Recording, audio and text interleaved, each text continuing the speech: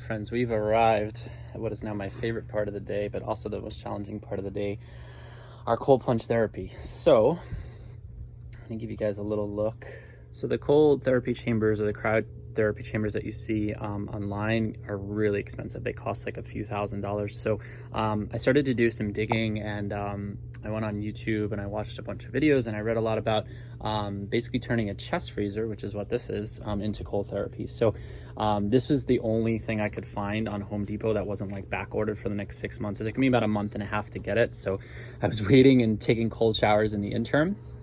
But yeah, basically what this is a chest freezer that I've taken some food grade silicone, if you can sort of see, because they have these little cracks. Like, they're not meant to hold water, right? They're meant to hold stuff that freezes, is a little bit dirty, so I've got to do a little better job cleaning it out. But I have this pump that I just bought that's gonna help do that job. So yeah, so basically once you seal the inside, especially the bottom parts, and there's a little part at the bottom where you can open up for emptying out water. You want to not obviously seal that because you want to be able to empty the water, especially like me. If you see, I got a little bit of dirt in here, but all these side parts that go around here, and then especially, like I said, your bottom layers, and then this one even has a little like step thing that I saw some creasing in, so I just basically sealed that as well.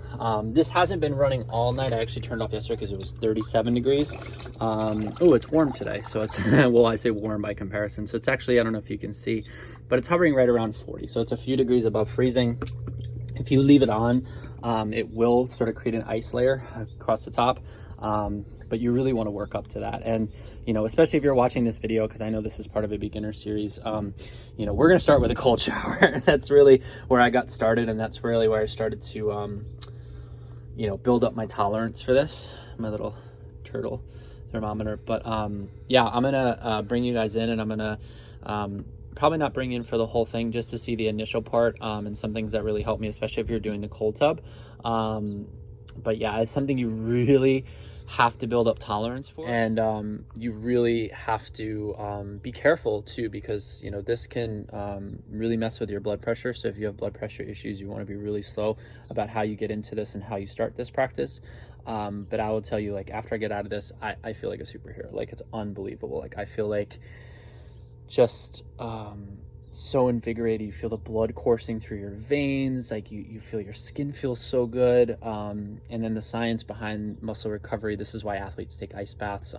It helps to get fresh blood and fresh lymphatic fluid moving through your system. So your recovery process, I've noticed I get way less sore from my workouts now. And I just love the mental challenge. Honestly, the mental challenge, like especially the first time you get in that cold shower, it's a lot. And if you want to dig a little bit deeper, like Wim Hof has exercises and things that you can do, you know, in your cold shower.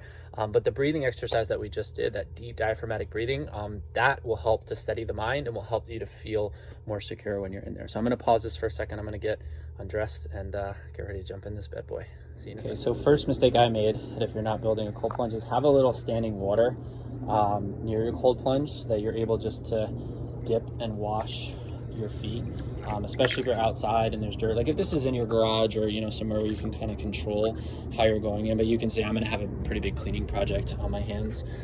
You can mitigate some of this. Like I have a ozonator right here, which is killing bacteria. So even though I have dirt in here, it's still, you know, plenty clean. It's just like a pond basically. And then a little fish pump, submersible fish pump, just to keep the water moving. So keeping the water moving, keeping the water oxygenated is going to help to limit bacteria. You can also put a little hydrogen peroxide in here as well, is what I noticed. So yeah, next step is just to get in this bad boy. It's the most challenging part of the day. So nice and slow, again, especially if you're brand new. Woo, not as cold today as it was yesterday, but let me tell you, it's still 40 degrees, 38 degrees, whatever it is. It's still pretty cold. So you want to lower it nice and slow. Now the thing I noticed right away is that my feet sort of hurt. So I like to kind of stick my feet out of the water and then slowly lower my feet in. It's cold. So I'm only going to be with you guys for another couple seconds because I really need to focus my mind. I need to start my deep breathing. But just so you know, like lowering in, especially the first time, it sucks. It's really the worst thing. And you might need to get in and out a few times just to build up your tolerance. So like get in for 30 seconds, get out for 30 seconds. I'm gonna let you guys go. I'll check in with you. So welcome back.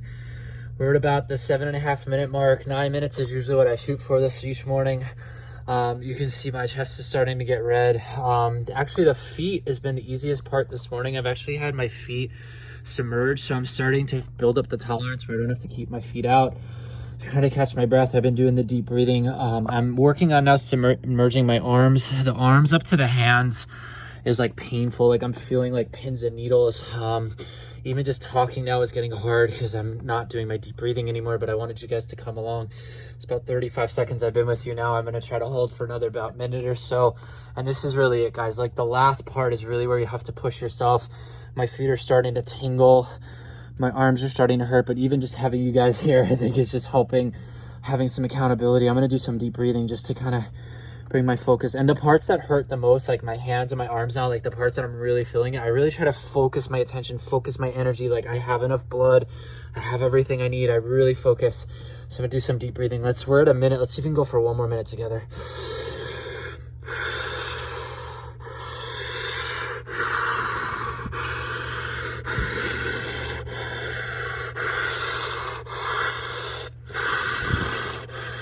Come on. I'm trying to psych myself up. Keep going. Come on, quick.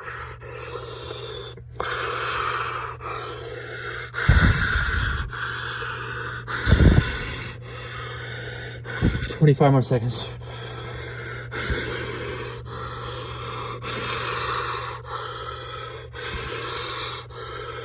15, come on.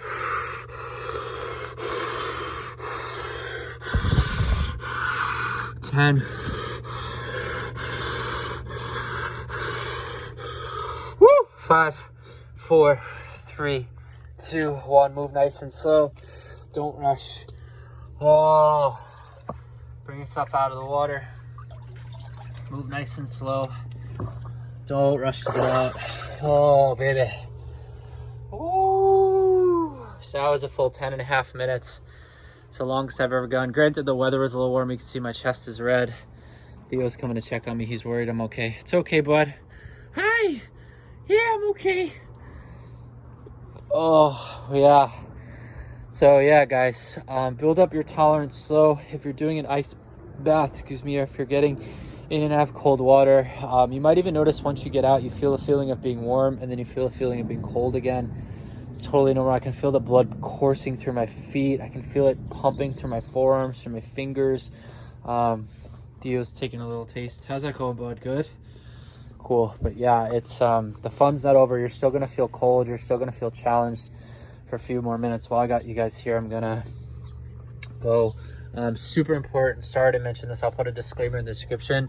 I don't have the actual ice bath or my ice fridge. Sorry, it sounds like I'm a little cold. But I don't have it plugged in, right? So you can see this is the plug. Super important.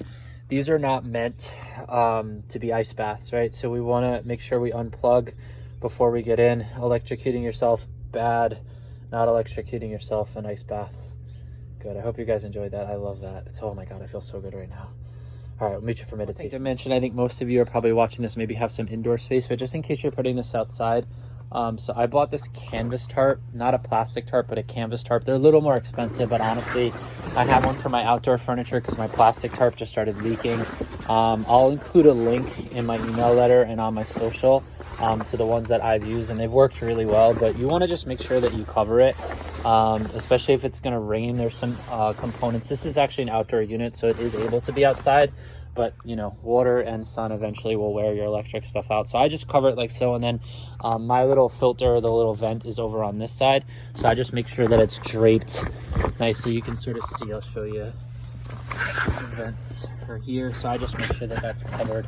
And I'm even going to put, if it rains, a second plastic tarp on top just for double protection. I also, with my ozonator, you guys might have noticed, I'll actually turn them on so you can see, yeah, sort of in there, but I basically cover it in a Ziploc bag and then punch little holes in the back so it hopefully doesn't leak.